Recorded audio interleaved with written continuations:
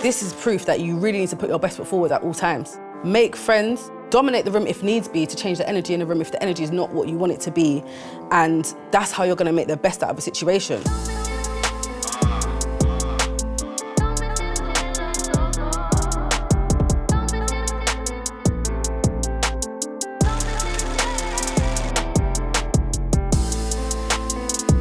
Today's powerhouse of a woman. I don't understand how she's done so many things so well. The list is so long that it's actually hard to remember. Welcome, Sian Anderson. Let's have a chat. Let's talk about this. Let's talk about what's going on there. Thanks for having me. What's missing from the list? Project manager and A&R. Okay, and really important ones because you played a huge role with P Money, Ed Sheeran, to name a few. Yeah. Like I said, you know, if you're going to do something, do it well and do it 12 times if you want to become Sian Anderson. One thing I will say about all the things that I've done is I didn't do them all at the same time. I kind of learned journalism first, and then when I was like the best journalist I felt I could be, that's when I picked up PR, not actually knowing it was PR. That's when I started my project management company. Then record labels called me for my services, and kind of radio happened off the back of being a journalist because people liked my blogs and was like, why don't you do this on the radio? So I think people often think, oh my God, look at what she does. I'm gonna go and do all these things and be like her. But it's not that simple. I didn't just wake up one day and throw myself into all these things. I've done this for 15 years, so it's like picking things up along the route. But Sian, each of those individual things are lifetime achievements for most individuals. So it's like, oh, I'm gonna be a journalist when I'm older. Full stop, okay? So Sian, talk to me about your beginnings. Like, where are you from? So I'm from South East London, Lewisham Borough, pat. And I kind of first started journalism by accident. I was in school, we had a really bad kind of last day that resulted in a court case, and I kind of went off for like half term and just ended up in a proper madness with the law. And during that time, my friend Mervyn was like, oh yeah, I'm going to interview Pretty Ricky. So he was like, what do you mean, like where? And he's like, oh, at this place called Live Magazine. So I was like, I want to come. And he's like, yeah, you just roll up. Like you meet this woman called Chantel Fiddy and you just write. So big I was boss like, Fiddy. Big boss woman, like, who at the time I didn't know. He's just telling me like, yeah, go here, meet this woman, she'll bust you, you'll interview Pretty Ricky. But he's a very quiet guy. He doesn't really say too much. So he wasn't really giving me all the info. So I was like, cool, let me go to this place. Went there, met Chantel. She was a G from the get-go, like proper embraced me, made me feel really settled, comfortable in the environment.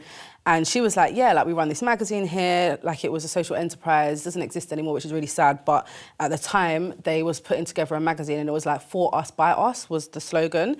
And it was just young people putting together a magazine, sending it to print. So I was like, cool. But I found the environment so sick because it was just young people hanging out from all different walks of life. So I just went there because it was nang, innit? It was just like young people chilling. But I was in my rude girl phase. Like I had like my hair in a bun, slicks, bare diamonds, bare jewelry, drip, everything. Like as you do. Tracksuit, lollipop, like the whole shebang. And I had this court case going on and they were like, look, we'll write you a reference to the court because what we see from you is not kind of matching up to what this court case is about. So they wrote me references, but they were like, you know, if you bust case, ultimately you need to understand that we've referenced you here and you need to do better than this. They never went into the ins and outs. They just said to me like, are you guilty of this? And I said no. So they was like, cool, we're gonna make sure that we help you through this. But after that, we don't wanna hear no drama and palaver. So out of everybody in the court case, I was the only person that didn't end up with like a fine or getting sent to youth offenders or any of those things out of, I think there was like 12 people on the case. So I went back to Live and I was like, oh my gosh, I really owe it to these people to give them my full attention and kind of be a part of this magazine and this process and help it get to print. And then one day, I think I was getting on Chantel's nerves. She was like, look, what do you want to do? I'm like, I want to be a celebrity interviewer. She's like, a journalist. I'm like, it's a celebrity interviewer. She's like, it's a journalist. And I think she just snapped a little bit and was like, can you just sit down, take a computer and write about what you know? So I wrote about girl gangs for the magazine. The magazine went to print And then I went away on holiday. She called me up and she said, South London Press want to republish your story because they loved it. So I was like, cool, go ahead. They republished it and put headlines and taglines saying like, the girl gangs in Peckham are identified by the pink ribbons in their hair, all these mad headlines. I was like, this is not what I wrote. This is not what I wrote. Like, everyone from Peckham's obviously hitting me up like, you're a snitch. I was like, oh my God, I can't come back. They're gonna kill me in Peckham. I thought it was proper mad, yeah. You know when the main character syndrome kicks in, you're like, they're all after me, everyone. Literally, like, my mum kept me out of the country for time. I was like, oh my God, like, I hate this. I don't want to be a journalist anymore. Like, this isn't fun. So then I called Chantel and I said, look, this is what's happened. She said, oh, I've just told my editor at the London paper that that's what's happened, and he actually wants you to do like an anonymous story on the after effects of your story. So I'm like, oh my gosh, but this one was paid. So I was like, this is gonna be my first check. Can I tell you that my first check? It was like £200, but at the time I'm 16. This is big money. That's paper. Give me £200. So I was like, oh my gosh. So that's how everything kind of started. Like, I was just on my rude girl, and then I found opportunity, and I wanted to make the best out of the opportunity and not let down the people that presented the opportunity to me. But I love that because it shows that how something that you actually genuinely fell in love with, something, an experience that was actually really negative that has turned into something that's actually really positive. Yeah. Because if you hadn't been going through that situation, you may have just fallen off and thought, yeah, I interviewed Pretty Ricky, now it's over. Do you know what I mean? Like, there's no more to that, or you didn't, but you had that opportunity. It was Soulja Boy and Mim, This Is Why I'm Hot. This is why I'm hot. And Acorn, those are the three. I was gassed. Hey. Oh my God, I was gassed. Hey, school, did you go to college? No, so I dropped out of college that first year because of all the madness that was going on in college. And my mum was like, listen, if you don't make the next 2 weeks of your life mad productive, you're going back. So I went to Portugal for 2 weeks, which I think is mad productive. Do you get it? I had a little break. Even as it speaks. Like, you know, I had a little break, and then I come back and I just put my head down into this magazine. So, and I think she was just really happy that I was doing something that was positive, regardless of whether the result had actually kind of come out of it yet. So I think, you know, that was one of the things, like, my mum kind of, we had that relationship. She made sure from early on that I could speak to her about kind of every. Well, I love to hear that. I think that we all have those moments, those pinnacle moments where, like, I remember having a fight and it ending up on an actual charge. Like, luckily, it didn't materialise, but it was something. Was like, I was just fighting for my dear life. I didn't know that this was going to end up into something, and now I've got to really think through the decisions that I make and how I make those decisions. Because as a young person, you're not thinking, oh yeah, I'm just going to do this, and at the end of it, I'm going to go to jail and I'm going to be cool. Yeah. Like, you're just like, actually, I'm in a moment with my friends. It's just adrenaline. Yeah, and especially for young black women as well. Like, I learned very early on that the repercussions are different if you're a young black woman to if you're a young white woman. Like, I knew that from school right through to college, just observing, you know, if I flick this table in the air, this is my punishment. If she does it, it's gonna be a different punishment. Do you get it? So you know that from early, and it does make a difference. One of the few people that, for me, being in the music industry for such a long time, always really respected is like, okay, you know, if Sian is going to write something, it's going to be the truth. It's going to be raw, candid, and honest. And you're going to get a real life perspective. You're going to get a perspective as a young, black, working class woman or girl at the time, just like, okay, yeah, I get it. I get exactly what she's saying. How much of a role do you think that played in your success, in that raw honesty? Blessing and a curse, like, I think if you ask people about Sian Anderson, they will say, I don't like that girl, you know, but I respect her. Because I will always tell the truth. I'm going to say exactly what it is, and people don't like that. I just took that into what I do. Okay, I'm going to write, so I'm going to write about what I actually really think and feel. And everything was different then. There wasn't like a cancel culture. You know, you still got dragged by Black Twitter if you said something that people didn't think was popular, but I think I probably was Black Twitter. Like, I probably was. I got Twitter the day There you Twitter go, Jack Dorsey. There you go. We found the culprit. Started it all. I mean, there was a group of us, but like, we got Twitter from like day one, and we would just say what we think. And it wasn't until people started to be quite vocal about the fact that they didn't want me to say certain things that it it started to be like, oh, I'm losing work because people think I'm too opinionated, or people don't want to book me for things because they think I'm going to show up with like an attitude. And it very quickly goes from this person's honest to this person's rude, this person's aggressive. They start to throw all these other words out on your name when actually it's just raw honesty, but it, you know, truth hurts. So they see. So talk me through the feeling that you had the first time that someone approached you like that. Like, Sian, you've said this, we want you to take it down, or Sian, we're doing this and we don't want you, we want to silence you. The only time anyone's ever been able to do that was, I had an argument with this girl on Twitter, and I was working for Christian Aid at the time, and again, alongside Chantal Fiddy, who never tried to silence me. And this girl, we had an argument on Twitter, and the next day I was interviewing Mr. Jam. Mr. Jam at the time had 50,000 followers on Twitter, broadcaster at the BBC. He's the guy. I'm interviewing Mr. Jam over the phone. I'm gassed. I get on the phone to Mr. Jam. They connect the call. Hi, Mr. Jam. I'm Sian Anderson, working for Christian Aid. Really nice to speak to you. He's like, I know exactly who you are, and I saw your conversation yesterday on Twitter. And while I wholeheartedly agree with your point, where you was coming from, and everything in between, you are going to kill yourself if you continue to behave like that on the internet. I've also read your work. You're very talented. You don't need to do this. And he was like, so here's what we're going to do. If you take down those tweets, I'm going to give you a job at mrjam.com, writing for my website, a paid one. The tweets were gone before the end of the call. Before I got off the phone to Mr. Jam, the tweets were gone. I'm telling you, Charmaine, the tweets were gone. Not Sian deleting tweets. Took them down. And still to this day, like when I had my son, when I was pregnant, so when I was 24, I had another explosive situation on Twitter, and Mr. Jam called me and he was like, take it down. And I was just like, all right.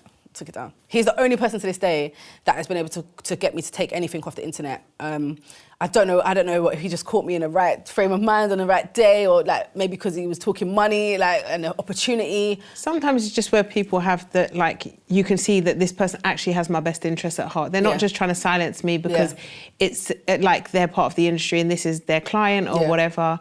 Do you know what it was? When I realised that he had seen that, this ain't good enough, this is not a best representation of you, this is not your best foot forward, take it down. I took it down. I love that. Those moments of self-reflection are really hard. Yeah. You know, because you like, but this is my brand. You know, you have that moment. I always talk about the different, I don't know if I am the only person with voices in my head, but I do have them. You'll have that moment where you're like, do I want to take them down? This is my brand. Take them down. Like, do you really want those people seeing you like this? Actually, but I still really like the tweets. I've read them again. Read them 4 more times. Still think I'm really quite funny and witty. Take them down. And that self-dialogue is really a difficult one. I think that's the day that I knew I was my brand, because I didn't ever see it as this is my brand before. I think that day I thought, rah, you are your brand. I like that a lot. I think that those moments are definitive. You know, when you're like, right, what was the changing point? Yeah. Clearly that was. Yeah.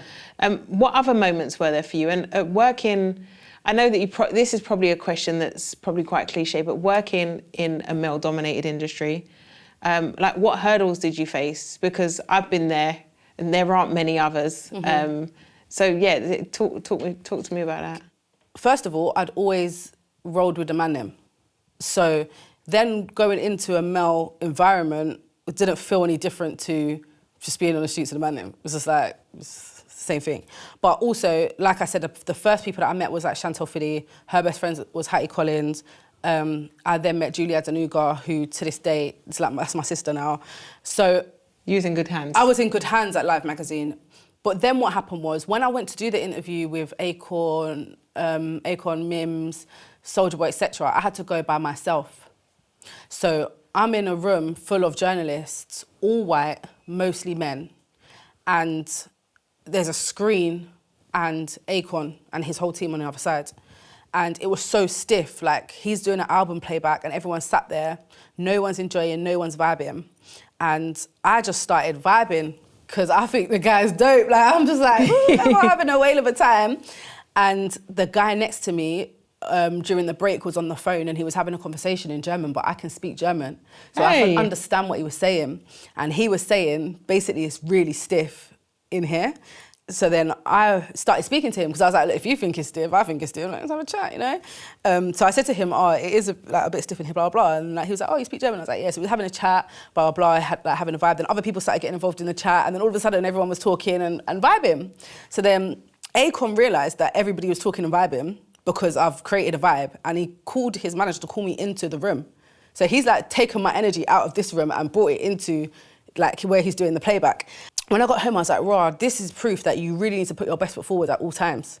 You really need to be able to sit in a room comfortably by yourself, make friends, contacts in that room, dominate the room if needs be to change the energy in the room if the energy is not what you want it to be. And that's how you're going to make the best out of a situation. I never sat there and thought, oh my God, there's so much men in here and they're all white and what do I do? That fear there, that's not going to help me. I've always felt like in the most uncomfortable situations, boss up. How do you boss up in this situation? Like boss up because you're here for a couple of hours. So are you going to be here miserable or are you going to boss up to get and make it happen? So my first experience was probably that Akon listening, and then after that, I've just very quickly realised that again that fear. You can't carry it with you. It will weigh you down and drown you. I've seen people come through Live magazine and have that fear. So I've always pushed out a no fear approach, always. I think that's imperative, like in any journey, so I had the same in the music industry, like having to go into the rooms and say, especially because I'm a bit of a cock block, so I'm just like, no one touched my girls, they're not here for this, they're not drinking, they're not smoking, they're here to work and then they're going to go home. Building the respect because you walk in as your authentic self is really important. But I was also able to carry that through into my investment career where it's, again, largely like this male-dominated white middle class and just saying, actually, this is my superpower. My superpower is that I'm different. I am working class, I am black and I'm a woman. Well done for recognising that. I do talk different to you lot. I do have a different lingo. But that means that I have something different to add. Exactly. So your perspective is always different. And who wants the same perspective every time? We want 360 degrees. We want to change. So seeing that Sian had come through and been that honest voice, people like me were able to receive the news that we were reading differently. And be able to feel like, actually, we're part of this. Because she is us. You're me. Exactly. You're Julie. Julie's you. You know, like you're being able to see each other and say, actually, I recognise that work. And do you know what? I got so much work from it as well. I then just started walking in rooms going, this room is too white, this room is too male. Like, come run me your next project and I'm going to diversify this for you.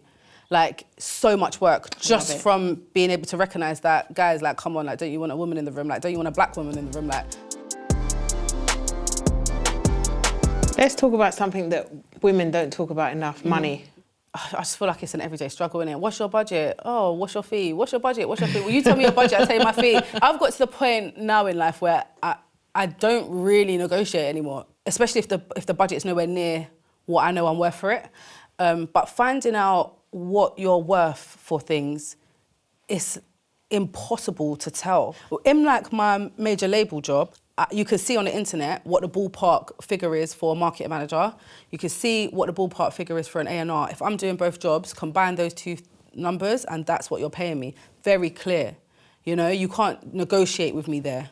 When it's a DJ set, what's the capacity of the venue? How much are your ticket sales? Who else is on your lineup? And then you can roughly work out how much you should be getting paid as a fair split.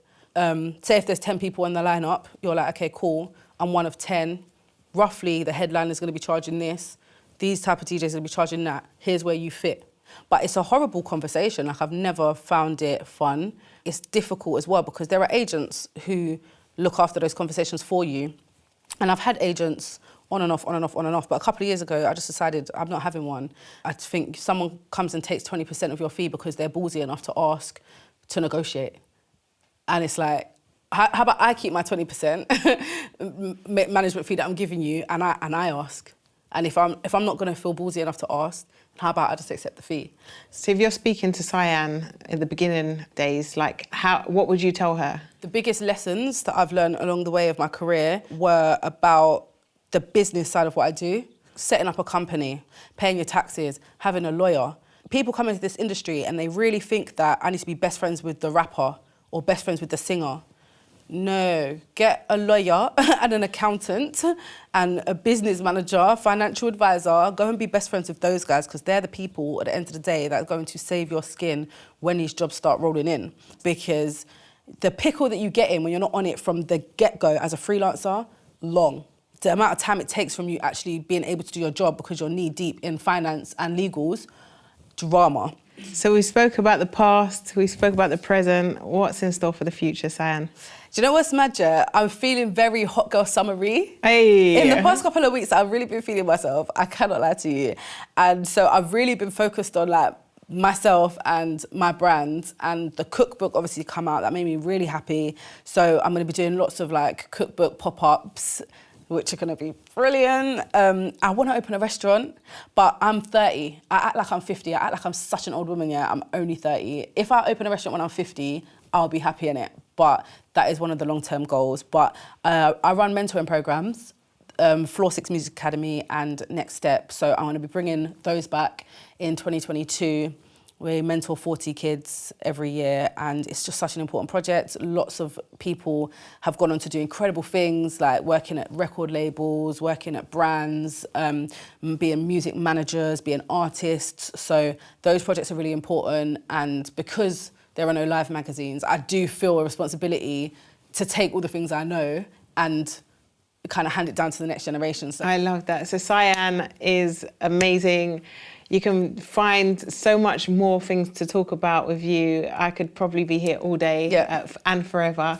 And I feel like this is our proper time, first time we've proper had a conversation, actually, in fact. But I have had these pending conversations stocked up with, all my voices. They've all asked different ones on different occasions. I'm really impressed that you're being able to share this with other people that are like us when we were younger, getting ourselves into a pickle and feeling like maybe there is no other way, maybe we need to run away from everything. There are things out there that we can do that we can fall in love with and we can actually make money from. And you've made it working in a way that's amazing. So shout out to Elijah's mum here also. Thank you. My most important job. Most importantly. Well, let's toast to that. Cheers! What, are we back in it? Yeah, we're back in it. No.